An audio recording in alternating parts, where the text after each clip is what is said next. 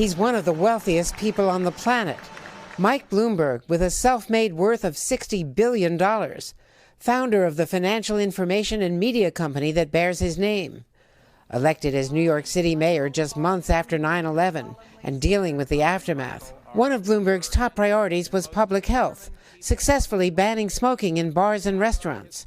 But his failed efforts to ban big sugary drinks made national headlines. If we are serious about fighting obesity, we have to be honest about what causes it, and we have to have the courage to tackle it. Bloomberg, a Democrat turned Republican, turned independent, and then Democrat again, has donated over the years to candidates on both sides of the aisle.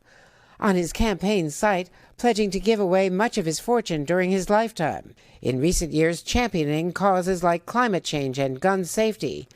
Now, as he climbs in the polls, his career and record are under renewed scrutiny. The Washington Post on Saturday reporting on court documents alleging Bloomberg made crude and sexist comments to female employees at his company in the 1980s and 90s. His campaign called the lawsuits old news, and Bloomberg responding that he will always be a champion for women in the workplace.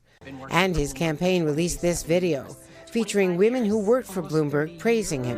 There's nobody that I respect more and felt more respected by. Also supporting him on the trail, the woman who has been at his side for the past 20 years, Diana Taylor, a Wall Street success in her own regard. I'm looking forward to traveling around this country and meeting lots of women, all kinds of women, and helping them lift their voices.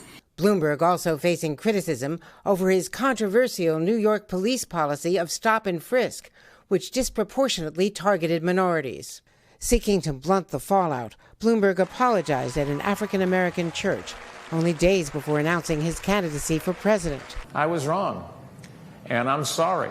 Explaining his change of heart to Craig earlier this year. How much of this is about you trying to appeal to a sizable block of Democratic primary voters, black voters? I don't have to bring it up every time. I made a mistake. I should have done it earlier. Plain and simple.